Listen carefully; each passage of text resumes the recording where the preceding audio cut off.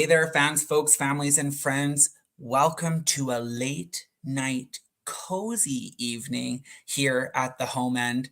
I know that we are a little bit off schedule, but it's so worth the wait to be having it this evening on Thursday because of the guest that is joining us today. My name is Evan Asmussen, and I welcome you to Curling Alberta's 7th episode of the home end. We are here, we're ready, it's late at night. We've got an amazing person we want to chat to. So let's get this show on the road so that, of course, we can hear what he has to say and then we can all get to bed.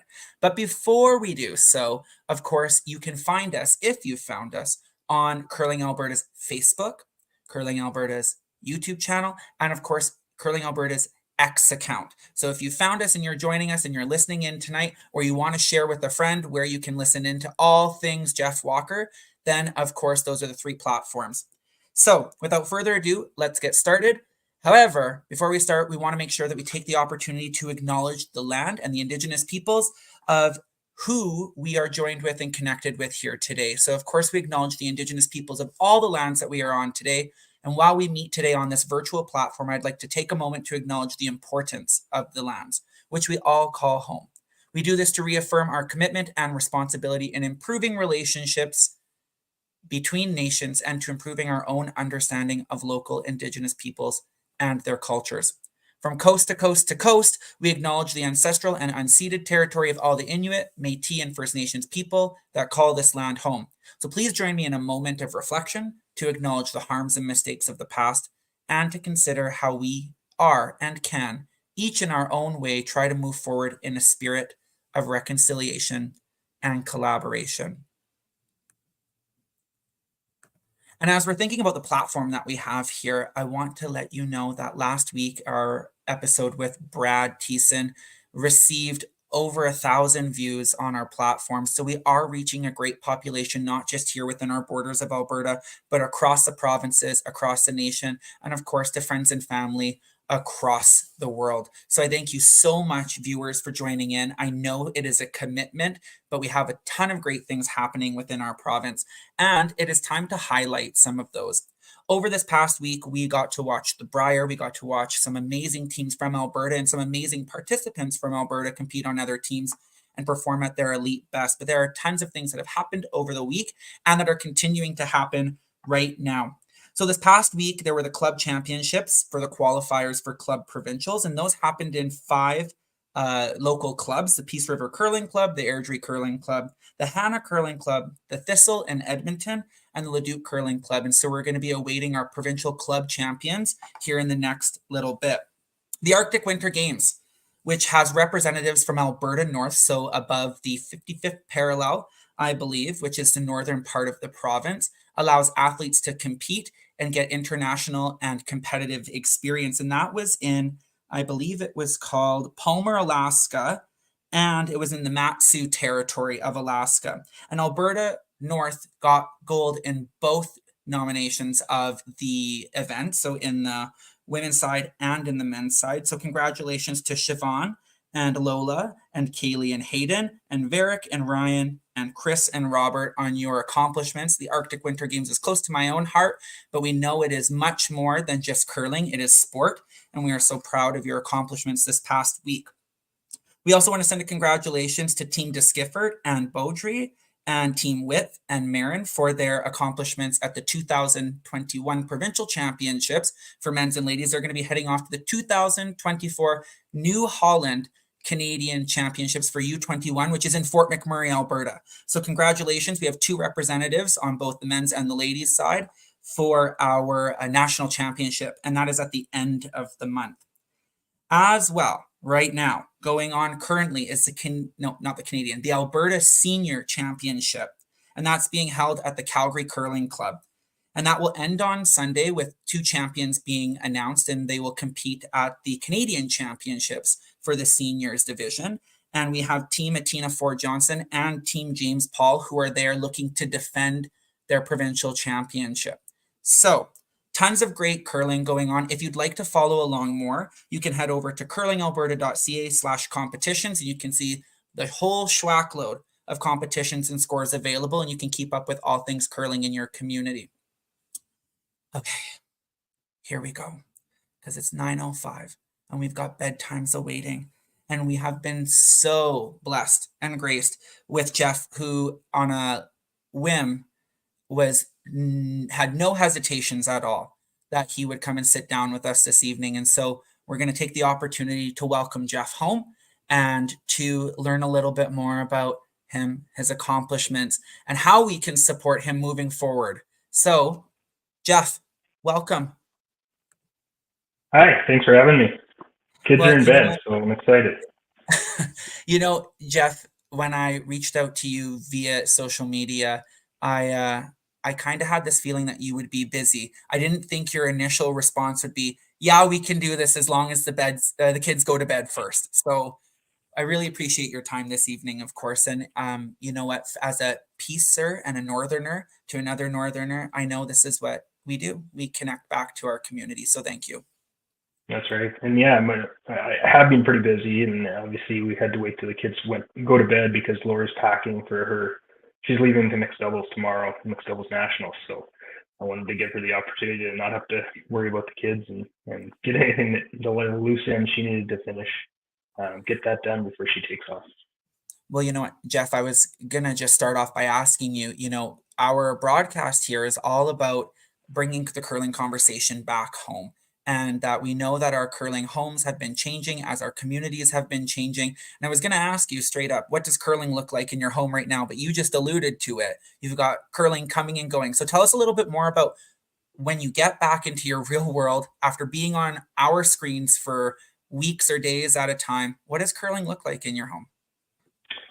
It's a busy household. When I'm away, I got to get back to sort of the routines of looking after the kids and their routines and going to bed and doing all that. It seems like when you get away, you sort of get away from that, and you got Mhm. to sort of get back into the family life and fatherhood. And yeah, it's busy though. It's every day is practice between myself and Laura, and going to the gym and just hoping the kids are healthy, that they can go to daycare and we don't have to stay home with them. Fortunately, that has been the case over the last little while. We've been able to get a lot of practice sessions in, both myself and Laura, and we really, it's just scheduling everything around our curling and our training. And once the off season hits, we can plan to do other things as a family. So, Geoff, like we've known you as Team Gushue and a part of Team Gushue and a foundational part of these last six championships. And you've had great accomplishments across your career in general. But what makes this one a little bit different than the five previous? Man, they all are a little bit different. It's just you chase that one um, for so long, wanting to be, first off, go to a Brier and then win a Brier as a lifetime goal, and then it just seems to all of a sudden we're at six, and then you can't believe it. But they're all a little bit different. They all have their own stories. Obviously, different host cities. This one we actually did win in Regina before in 2018, but not playing against like the home team in the final. So that was a different Right. experience for us.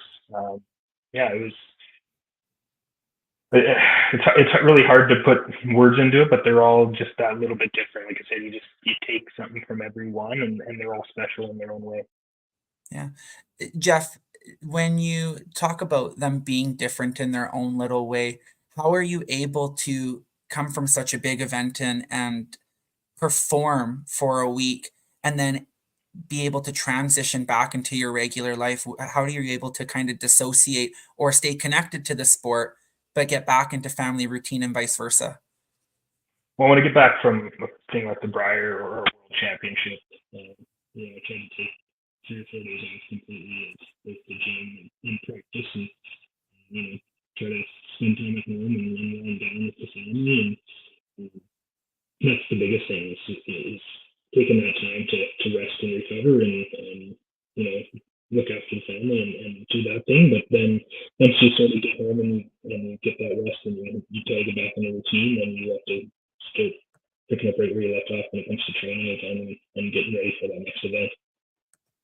We're just losing your volume just a little bit here, so I'm just gonna slow it down and reset you. I think you're okay maybe now, but Okay. if we lose you, I mean, that's the reality of technology. But Yeah. You can take the earbuds out if you need and use an actual manual hook if need be. you're sounding good so far for right now, but Okay. we might get you to do that in a hot second here. Yeah. Now, uh, Geoff, you come from a smaller community outside of a larger area, and you talk about, being able to kind of balance and get back into routine. How do you get back into, I guess, connecting with all those people who really want to share this experience with you? Yeah, you know what? I get a lot of messages from from people back home all the time following my curling, and obviously my parents still live back where I grew up, so of course they're talking to a lot of the neighbors and the people they see at the coffee shop or at the grocery store or the post office and whatever it is, and you know what I appreciate all the messages and the support that I get from my hometown. It's still close to my heart, and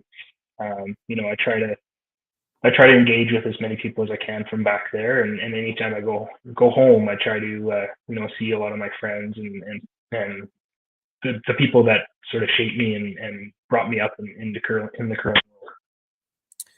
Well, and I appreciate you saying that too as well, and how it's the balance is not just trying to mitigate the professional life with the home life. It's also all this other social aspects, which are great foundations of our sport in general. It's why a lot of us still play, or why a lot of us can see ourselves still in the game for years and years and years, or across decades. And you grew up in Beaver Lodge, Alberta, or in the area. And for most of our viewers, curling clubs are the backbones to their community, or the organizations that run them are usually organizations that continue to commit to their community. What was the advantage of growing up in a small community and curling in a smaller community? Yeah, I was lucky and fortunate enough that we had a three-sheet curling club, owned by shareholders that basically kept the club alive when if there was when they had to replace a new one, people got involved. My family was a big part of it, and built a new curling club, and it's attached to the hockey rink. I grew up, like I said, in Beaver Lodge. There was about 2,000 people, and the advantage, I guess, you play a lot of sports, so you sort of get introduced to anything that you have, and obviously I played hockey growing up.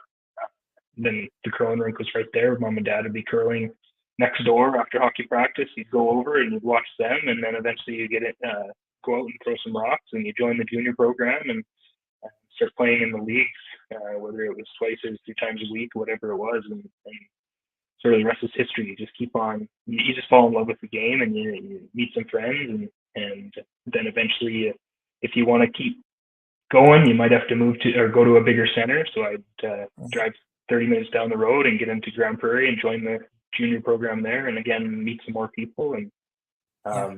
yeah, you just start playing more and more boss deals, and I just love the game. Just fell in love with it.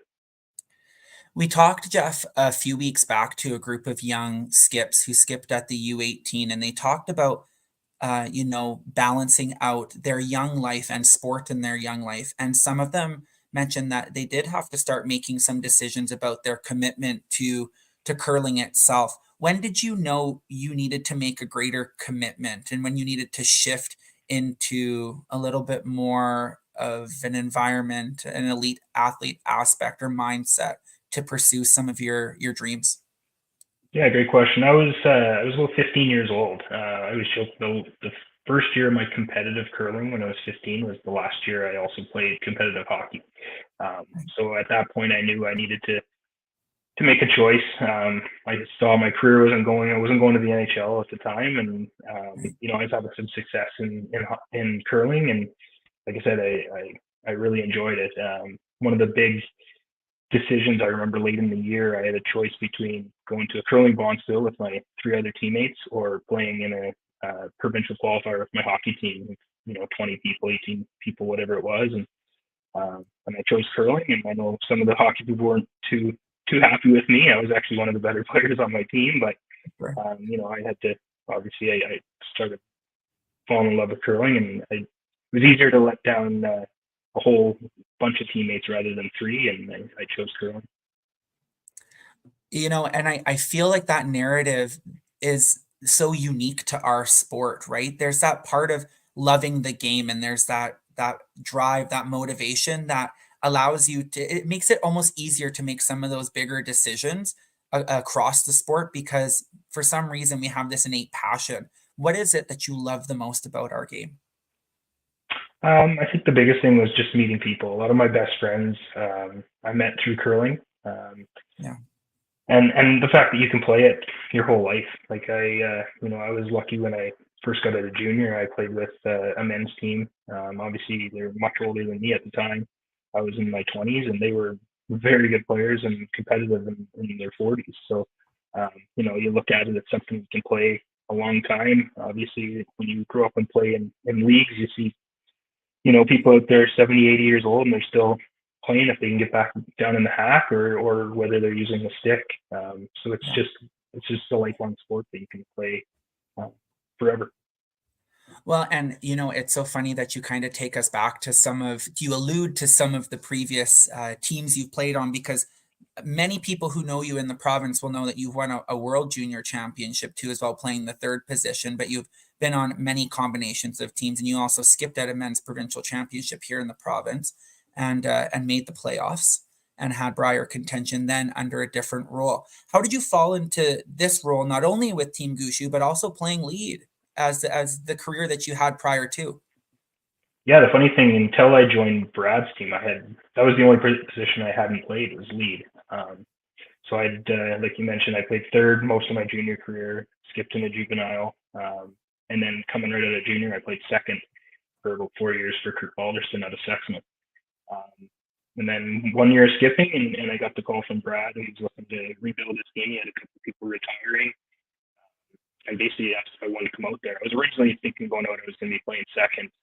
Right. Myself and Adam Casey at the time from PEI both went out, sort of tried out for the team, made it, and I started out second, he started out lead, and then we just made a flip about 4 or 5 months into the fall. Just felt that it was better. My touch game was a little bit better, and it seemed like I couldn't make any run backs, and Casey was having a hard time setting up the end, and so it was just a natural fit. And then all of a sudden, I'm playing lead position I've never played before in my life, and to be honest, it took me, I would say, a good 4 or 5 years before I felt comfortable in the position. It's a very difficult position to learn the nuances of it, and people on the outside may see, well, it's the easiest position. You're playing lead, you're throwing the guards, but they're so important to set up the end. I can dictate how well our team's going to play by how well I play really. And if I always say you're never going to win a game at lead, but you can lose a whole lot of them. So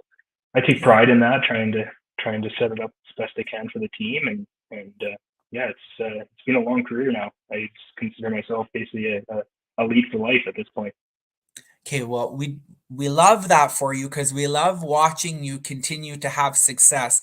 But I know that as we kind of move through our time in curling, we have to kind of start thinking a little bit about what it looks like beyond what we're doing right now. And you said a career lead, but there are so many different ways that we can play the sport. You talked about Laura being a part of mixed doubles, and you've dabbled in it to yourself. Between the mixed doubles and the four-person curling, what are some of those differences or maybe advantages from both kind of aspects that enable us to be really great athletes? Yeah, I think I wish mixed doubles was around when I was a junior or just getting into men's. Yeah. I think that would have been so much fun to play early in my career because it is a younger person's discipline, I believe. Obviously, the more fit, more athletic you can be, the more success you're going to have. But a position like mine as a lead, I think it really transitions well into the mixed doubles game because you play a lot of little draws, freezes, taps. So when I did play that, when Laura and I first started playing some mixed doubles, I really enjoyed the game. I thought it was very good. It sort of felt fit my skill set, not only sweeping, judging, but also playing those shots. I love the game. I love playing it. It's just with our schedule, with how busy it is, I can't see myself doing that and men's and on top of our what Laura's doing as well, and family life. So I'd love to get back into it at some point, but like I said, it is a younger person's discipline. So the older I get, the tougher it's going to be. Well, I was going to ask you too as well, because I mean, I know curling can be lifelong for lots of us, or for lots of people, it is lifelong. But is there any other aspect of the sport that you'd like to explore? I know you still have a lot to accomplish, and you still have a lot to look forward to. But keeping your eye on the sport in general, are there parts of it that you really would like to try to challenge yourself with? Well, we'll see how far I guess my current team goes. We're all Mhm. getting up there, so we'll see if we decide to do any more curling after this quadrennial. But Right. like I said, I'd like to dabble a little in mixed doubles. Not sure how much I would play. Obviously, with their family and their boys getting older, it's once they get into whatever they want to do, and when they get older, it might make it a little bit tougher. Yeah. But I like that. I do like I like coaching. I do like coaching. Maybe eventually I could do that. I like teaching people like the technical aspect of the game, and especially the younger generation. So that might be down the road, and maybe it's with my kids. Who knows? But I Mhm. will see. I guess when the time comes. As far I have no thoughts of right now of getting out of curling. That's for sure. Whether it's just keep on playing the fours, playing mixed doubles, or I'll go as long as my body holds up and I can do it. Well, that's a sigh of breath for all of us and probably for our viewers, because the chat is going off of how proud they are and how excited they are to continue watching you moving forward. And, Jeff, it's nice to hear that you've thought about or you want to continue in curling. And a part of this broadcast, we talked to a lot of different guests with different backgrounds, but they continue to find different ways to kind of stay involved in the game. And you mentioned this aspect of like coaching. Um, when you think about your own performance and your own development, having those resources or strong coaches is pivotal and it's important. What kind of coaching and resources have you had that have allowed you to kind of develop into the athlete you are today? So when I first started out, actually, both my mom and my dad were my coaches. My dad was a little competitive in the Peace region growing up, so he got Yeah. me sort of started. He knew all the basics and took the courses and was able to to get me along on the right lines. And then as I moved into Grand Prairie to play a little more competitive junior, I actually was fortunate enough to have Renee Sonnenberg as my first you know technical or junior coach. So she worked with me for I think 3 or 4 years, which I was very fortunate. So obviously, she's with Curling Canada, one of the top coaches with Curling Canada, and runs the analytics program now. So I've had a good relationship with her my whole life, and that's sort of where it started. And obviously, then when I got into men's, I was lucky to work with Jules Ocher, and now even with Caleb Flaxey, our current coach, he's been great for our team, and he's fits in really well, and everybody has their own. Every coach has their own things that they'll give you and that you can take from them, and I've been very fortunate to work with many good coaches. And see, and that's so interesting that you talk about, that it's a kind of a puzzle piece and it's finding the right piece that fits with your team now. Are there other resources or other aspects of sport fitness and sport development that you particularly find valuable to your own development and your own athleticism, aside from coaching? Yeah, I've been working with the same personal trainer now for about 5, 6 years. It's She's been great. I think she's helped me a lot in some injury prevention. She's very good with functional movements and how your body's supposed to work together and move properly.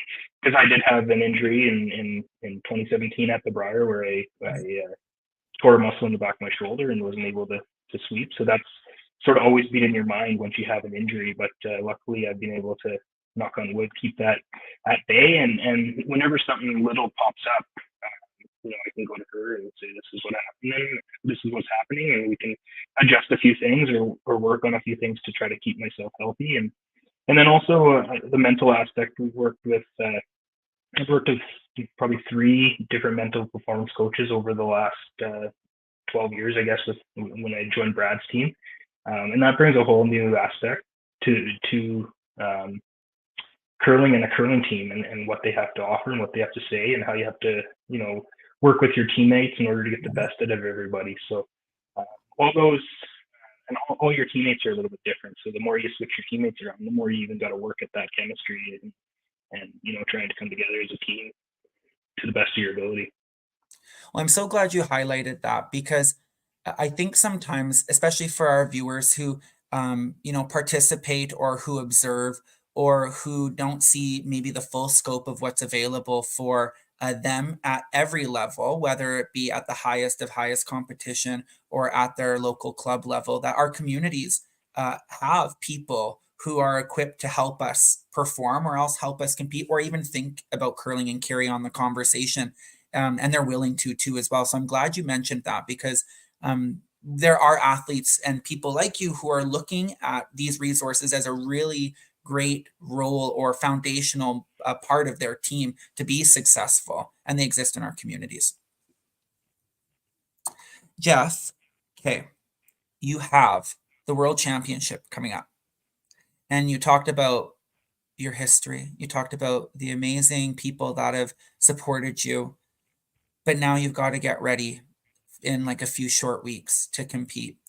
And we have this, I guess, history as Canadian curlers and observers of Canadian curling that we almost expect the best of the best. Now, not to put any additional pressure on you, but what does the preparation look like? What do the next couple of weeks look like for you now? Yeah, so it's obviously it's a quick turnaround, as everybody knows. I think we all took 3 or 4 days off completely, and I got up back on the ice today for the first time since the Brier final. And unfortunately, we're not going to be able to get together just with everybody's lives. We all Yeah, have young families. A couple of guys have work. Yeah, kids are in the Canadian juniors in Fort Mac, so he's working with them a little bit, and then going to right, watch a couple draws when that gets started. So most of it's just going to be individual practice, lots of logistic stuff that you're trying to figure out whether you have family or friends coming.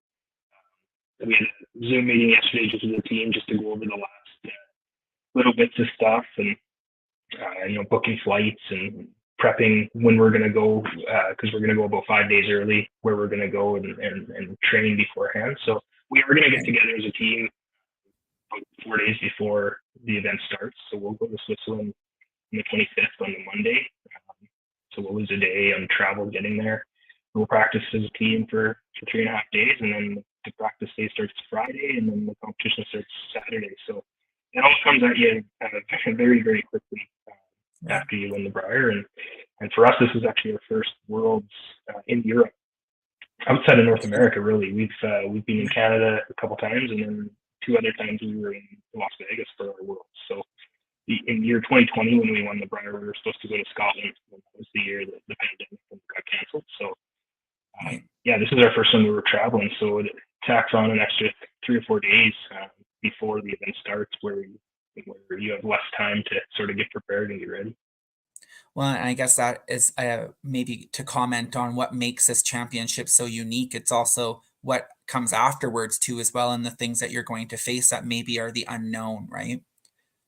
100%. Now, Geoff, when you were sharing a little bit about your preparation, I couldn't help but think about how the timing is so quick and that turnaround and that comment that you made. And you've been watching your international counterparts be determined weeks before you or months in advance.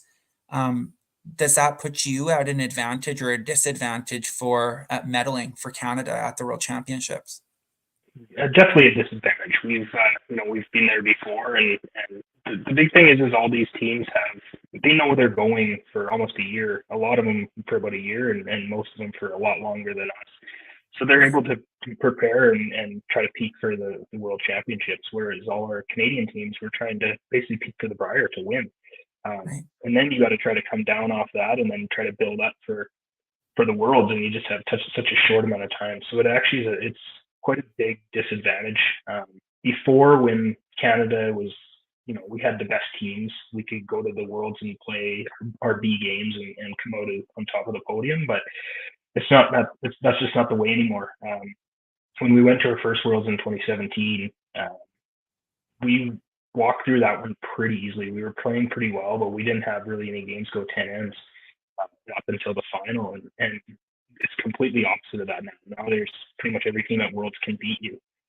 So if you have your B game, you're gonna have a hard time winning games. You got to try to get up to that A game and try to peak for that long week of the world. And it's a long week and a lot of games, and it's a grind. And it's just trying to stay physically and mentally rested as much as possible as you get through it. And hopefully you can put yourself in position to get into the playoffs and still have that that A game coming and when the games really matter. Well, and Geoff, take us a little bit beyond just our own borders and using your keen eye.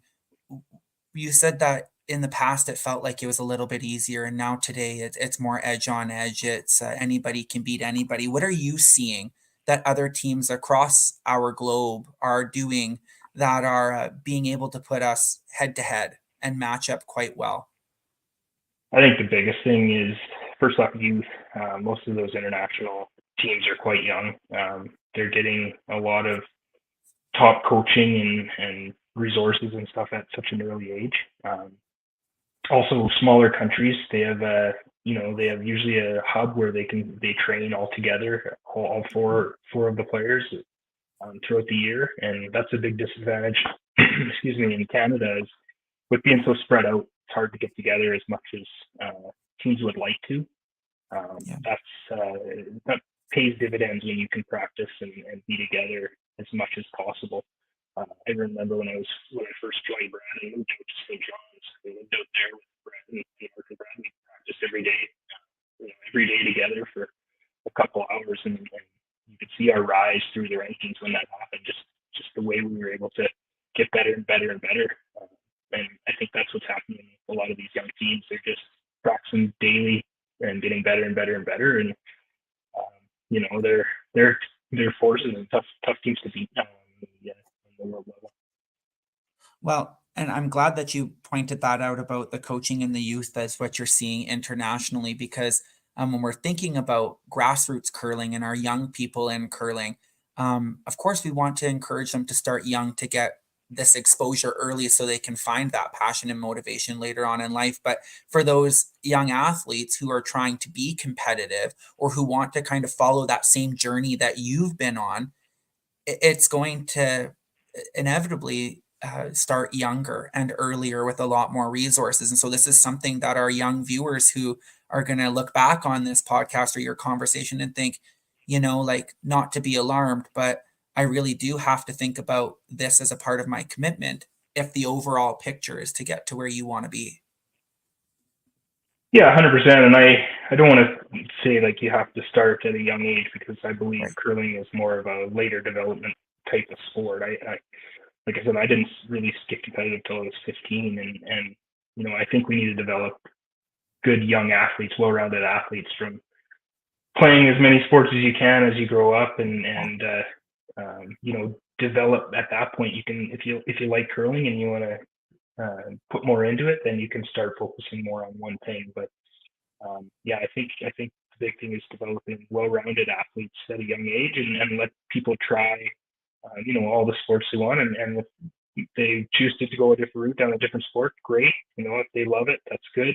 And hopefully we have just as many kids that want to try curling and dedicate more time and commitment and to try to get to be the best of their ability. I'm going to give it 2 seconds, because that's the section that we want to circulate over and over again and loop on TikTok and wherever else it needs to be. Because 100%, like, to be able to have well-rounded athletes to play, to enjoy sport, and then to learn from all the other aspects of sport too as well, it really contributes to your development and growth. And you heard it, viewers, right from Geoff himself. It's not about necessarily choosing. It's about just being a good athlete and developing under all sorts of sports. Geoff, when you think about your international experience and you think about the way the game has changed in the last couple of years regarding different rule changes and different ways to engage the viewers, to engage the audience, but also to create different complexities in the sport, you recognize that our international competitors are making waves in the sport too, comparatively to us, what traditional Canada and curling in Canada. Is there anything that you see in our national championships or in our provincial championships that might be a barrier to creating and developing young athletes or developing athletes, or is it in a pretty good place right now? I think it's getting to be a pretty good place. Obviously, you want to have as many teams as possible playing in your provincial championships, which Yeah. I guess just isn't the case anymore. But the way the nationals, I think now is structured, they've sort of found a happy medium with still, having your your provincial representation, and also trying to get some more of your top teams in, which I believe ends up opening the door for some of those younger teams playing in Right. their provincial championships, possibly getting them a little more, uh, I guess you could say, big games or better competition at the provincial level, and maybe even getting to a Brier at a younger age. There wasn't that long ago when I was younger watching the Brier and Scotties, and to be honest, it was a lot of older athletes, Right. older men, older women, and I don't think you're seeing that anymore. You're seeing a lot more of the younger top curlers playing at a higher level. So I believe it's going in the right way. Obviously, we'd love to get more and more curlers, but we got to just try to get people introduced to it, and hopefully you get people to stick. That's the biggest thing, is getting people to stick when they turn 20 years old or out of junior. They got to choose between work or university and curling, and whatever they want to do. We got to try to make it easier for those top players to keep playing.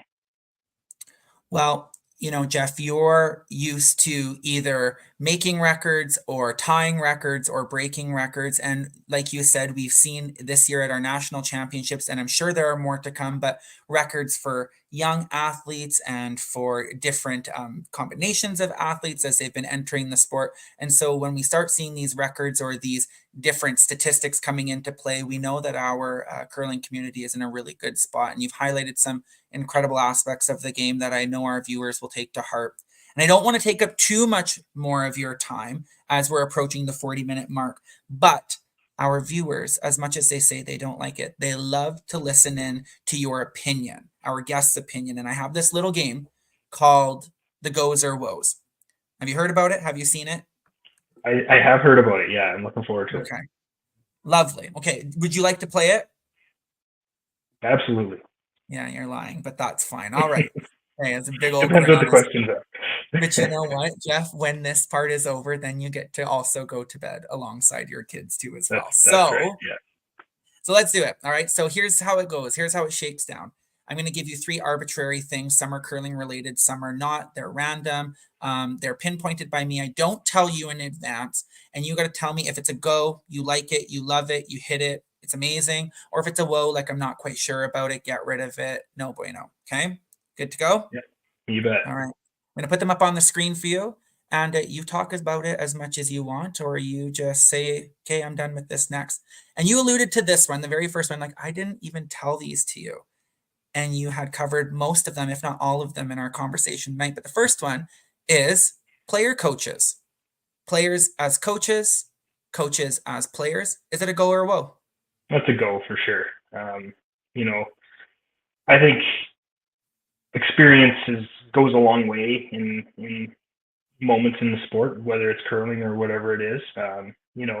Not everybody's going to make the best coach, but look at Wayne Gretzky, the best hockey player ever played, and he coached, at the highest level, and might have one of the worst records. So, not everybody's going to be perfect, but I think it's very valuable. Everybody, like I said, can share their own experiences in different situations, and I think it's important. Yeah, It's a go. It's a go for Geoff. It's a go. Yeah. Okay, but maybe a small extension. What about coaches and fifth players and seeing our players come into the game? Like I know, I think even Paul Webster threw a couple of rocks at the Brier this year. Hit it, go or win. Sure. I think it's a go. Sometimes you don't want to have that sixth person if you don't have a coach or you have a coach that can play. In that case, if a team's going to the Brier, you don't see everybody take fifth players anymore. So some people just list their coach that way.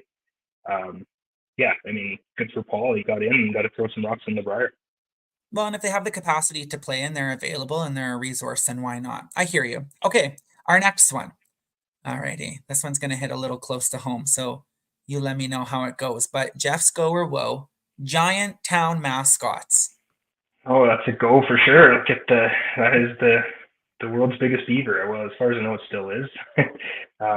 Yeah, I mean, I know what is it? Vegreville has is it the Big Egg, Yeah, and that's right. Sudbury the Big Nickel, and I think it's great. It puts your town on the map. I remember when it first came into Beaver, there was a lot of media coverage about it, and yeah, great for the town, and like I said, it puts it on the map. And speaking of putting things on the map, I just also was perusing through social media and I saw the reveal of Team Homan's Canada jerseys, which also I'm assuming will be similar to the ones you're going to wear. And I noticed this new design of the Northern Lights. And I think about trying to make connections and seeing yourself in sport when you can see something in your community or something that is a part of your identity carry with you in sport. Like, how much better does that get? The Northern Lights and the maple leaf on top of it. Yeah, very cool. I was lucky, obviously, growing up in the northern part of the country, and got to witness the Northern Lights many a time. It's pretty spectacular. So I actually did see that today. Our coach Caleb sent us a video of Team Homan's reveal. So I'm assuming ours are going to be similar. I don't know. I haven't But heard, who but I knows? would think will be the same. Maybe they'll, in a last minute attempt, put a giant beaver on yours as an Easter egg somewhere just for homage to you doing this podcast. But I don't know if we There have you that go. much pull. Yeah. Okay. Okay. Lastly, now I don't know how good your raclette skills are, but you're heading off to Switzerland. So go or whoa. It's kind of more like a one or the other, but Swiss cheese or That's chocolate. both. Yeah, go chocolate for sure. I've been fortunate. I've been to Switzerland a few times, and yeah, the chocolate is obviously second to none. Um, yeah, and obviously their cheese is famous as well. So I'm just looking forward to to the the food. The food over there is phenomenal. The pizzas, it's the Italian style pizza. It's awesome. So that's Big why go. now our viewers know why you've had such a long relationship with your trainer now because of your That's right. At least innate. over there, it's pretty thin. It's pretty thin crust, so you could eat a little bit more and get away with it. Sure. Well, Geoff, our viewers are going to be cheering you on at the LGT World Men's Curling Championship that happens on March 30th to April 7th, 2027, and a benefit for some of our viewers and for some of our people within our borders because that's typically or falls along some of the spring breaks for many people here in our province. So they're going to get to enjoy you to the fullest. Geoff, you're going to hang around with us for a little bit as I close out. So, viewers, thank you so much for spending some time with Geoff. We know that Geoff is going to have a couple of crazy weeks ahead of him, but those messages of support, keep sending them his way to Team Gushue's way as we cheer them on at the World Championship. For those of you who are still kicking around, I want to thank you all for joining us. If you have any questions, concerns, or comments, please email me at the home end. If you'd love to see something happen here on our show, or if you want me to keep sending random messages to elite athletes and hoping that they're going to come onto our podcast and broadcast, well, then you just give me the thumbs up on that. And if you like what I'm wearing, you can head over to Curling Alberta's merchandise section of their website and you can pick out something nice for yourself. They're all made to order for you. I want to thank Tyler. I want to thank Raymond. I want to thank Jill. And of course, Brittany, who is on maternity leave. They give me the capacity to be able to do this podcast and the platform to have people like Geoff on here. And of course, the board of directors at Curling Alberta. My friends, viewers at home, please continue to make curling your home. Have a lovely night. Geoff, thank you so much. Thanks for having me. This was fun.